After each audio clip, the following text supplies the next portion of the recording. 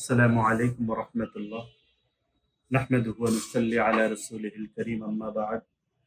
فأعوذ بالله من الشيطان الرجيم. بسم الله الرحمن الرحيم. وآخرون يضربون في الأرض يبتغون من فضل الله.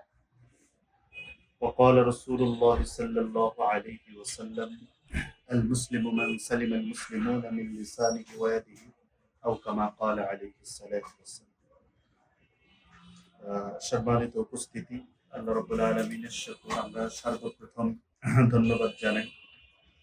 Grove কর্তৃক পরিচালিত আমাদের বাংলাদেশের উত্তর জোন, সঙ্গে সঙ্গে গ্রোভ বাংলাদেশ এবং রোসা লিমিটেড শরিয়ত কর্তৃক পরিচালিত সব ধরনের নিয়ম নীতির ভিতরে থেকে যাতে ব্যবসা বাণিজ্য পরিচালনা করতে পারে, সেই লক্ষ্যে আজকের এই আয়োজন। যারা আমাদেরকে দেখছেন শুনছেন, অবশ্যই আপনারা আমাদের এই বিষয়টাকে অত্যন্ত সুদৃষ্টিতে নেবেন বলে আশা করছি। মুদারাবা চুক্তিটা কি? মুদারাবা ইসলামী শরিয়ার পরিভাষায় মুদারাবা এমন এক ধরনের অংশীদারিত্ব কারবার যেখানে দুটি পক্ষ থাকে। এক পক্ষ মূলধন সরবরাহ করেন এবং অপর পক্ষ মেধা ও শ্রম ব্যয় করে উক্ত মূলধন দিয়ে ব্যবসা বাণিজ্য পরিচালনা করে। ব্যবসায় লাভ হলে তা পূর্ব চুক্তি অনুসারে উভয় পক্ষের মধ্যে বণ্টিত হয়, আর লোকসান হলে মূলধন সরবরাহকারীর পক্ষ তা বহন করতে হয়। মূলধন সরবরাহকারীর পক্ষে বলা হয় সাহেবুল মাল। সাহেবুল মাল বলা হয় যিনি মূলধন সরবরাহ করেন কোম্পানিকে অথবা কোনো প্রজেক্টকে, ব্যাংকে। আর ব্যবসা পরিচালনাকারীর পক্ষে বলা হয় মুদারি। মুদারাবা পরিভাষাটি হানাফি ও হাম্বলি মাযহাবের অনুসারীরা ব্যবহার করে থাকেন। পক্ষান্তরে শাফি মালিকি মাযহাবে এটাকে মুকারাদা হিসেবে পরিভাষায় ব্যবহার করে থাকে। এখন আসি আমরা মুদারাবা এটা যে জায়েজ, তার শরঈ দলিল কি? কোরআনে কারীমে আল্লাহ রাব্বুল আলামিন বলেন সূরা মুজাম্মিলের আয়াত নাম্বার 20, ওয়া আখারুনা ইয়াদরিবুনা ফিল আরদি ইয়াবতাগুনা মিন ফাদলিল্লাহ। এই আয়াতে কারীমা মুদারাবা এটা জায়েজ হওয়ার পক্ষে শরিয়াতের অকাট্য সবথেকে বড় দলিল। এরকম ভাবে মুদারাবা এটা জায়েজ হওয়ার পক্ষে আরো অনেকগুলি দলিল আছে।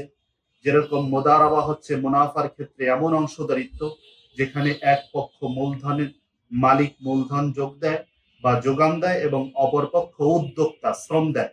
যেমন এখানে আমাদের এই কোম্পানিতে রোসা গ্রুপ বা ব্রোআপ লিমিটেড এটা হচ্ছে গিয়ে উদ্যোক্তা, যারা শ্রম দেয়, এবং যারা ইনভেস্টর আছে তিনারা এখানে মূলধন দেন। এক্ষেত্রে মুদারাবার একটা সংজ্ঞা দেওয়া আছে।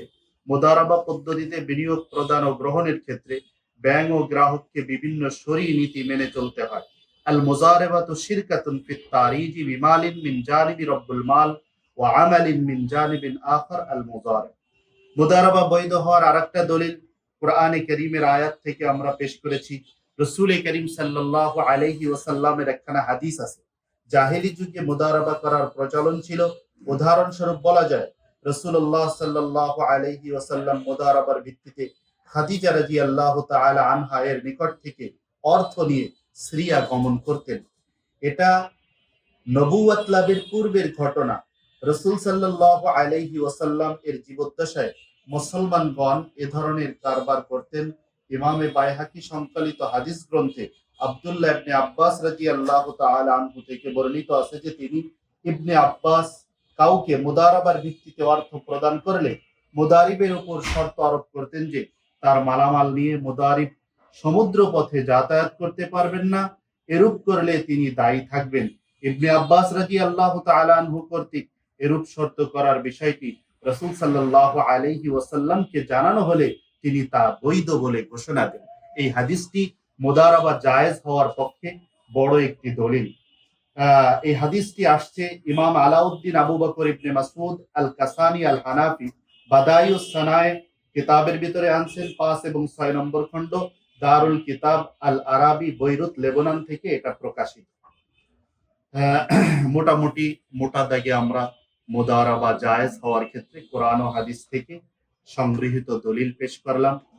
আমাদের যারা দেখছেন, যারা দেখবেন এবং কৃতিপক্ষ যেনারা আছেন, উভয়ে আমরা এই কোরআন ও হাদিসের দলিলকে সামনে রেখে আরো সুন্দরভাবে যেন মোদারাবার নিয়ম নীতিকে ফলো করতে পারি।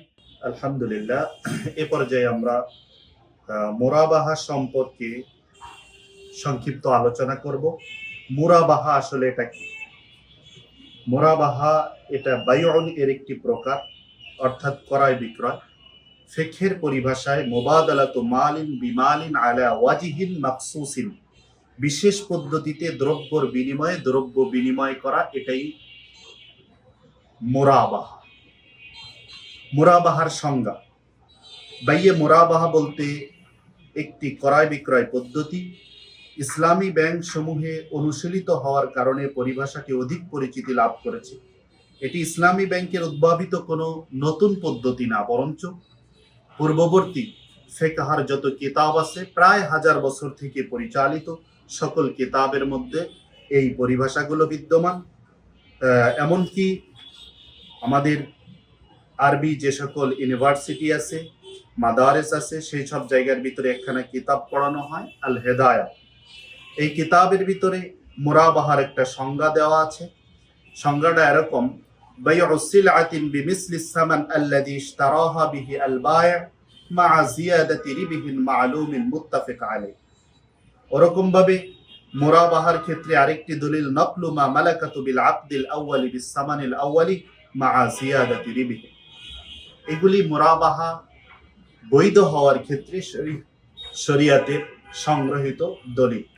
মুরাবাহা বৈধ হওয়ার পক্ষে শরীয়তের আরেকটি দলিল, সব থেকে বড় দলিল এবং অকঠ্য দলিল, কুরআনে কারীমের আয়াতে কারিমা, সূরা আল বাকারার 275 নম্বর আয়াত, আহাল্লাল্লাহুল বাইআ ওয়া হাররামার রিবা। এই প্রসঙ্গে রাসূল করিম সাল্লাল্লাহু আলাইহি ওয়াসাল্লামের হাদিসের দিকে যদি আমরা দৃষ্টি দেই, তাহলে আমরা দেখতে পাবো মুরাবাহার ক্ষেত্রে ক্রেতা বিক্রেতা উভয়ের পূর্ণ সমর্থন থাকায় এটি বৈধ। এ প্রসঙ্গে আবু সাঈদ খুদরি রাদিয়াল্লাহু তাআলা আনহু বর্ণনা করেন, রাসূলুল্লাহ সাল্লাল্লাহু আলাইহি ওয়াসাল্লাম বলেছেন, ইন্নামাল বাইউ আন তারাজিন। এই হাদিসটি আবু আব্দুল্লাহ মুহাম্মদ ইবনে যায়েদ ইবনে মাজা সুনান ইবনে মাজা কিতাবের ভিতরে এনেছেন এবং হেদায়াত টিকায়ও এই কিতাবটি এবং এই হাদিসটি সংগ্রহ করা হয়েছে। আসলে মুরাবাহা এটা কয়েক প্রকারের আছে, তবে সর্বপ্রথম আমাদেরকে জানতে হবে যে মুরাবাহা চুক্তিটা আসলে কি। মুরাবাহা এটা দুইটি পক্ষ এখানে থাকবে, এক পক্ষ মাল দিয়ে সহযোগিতা করবে, আর এক পক্ষ সেই মালকে শরিয়া মোতাবেক সেই সম্পদের মাধ্যমে ব্যবসা বাণিজ্য করবে।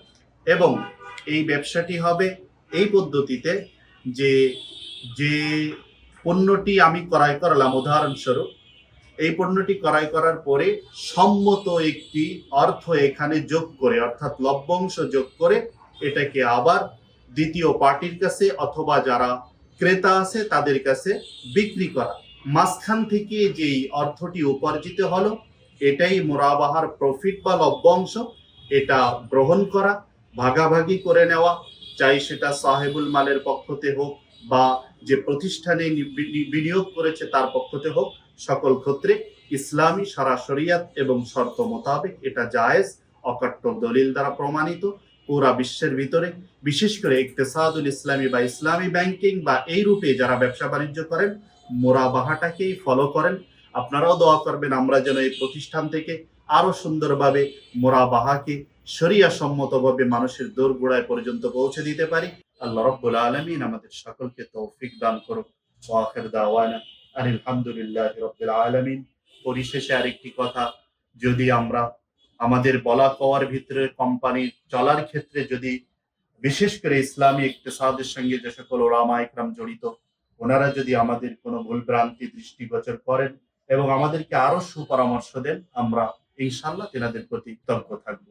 আসসালামু আলাইকুম।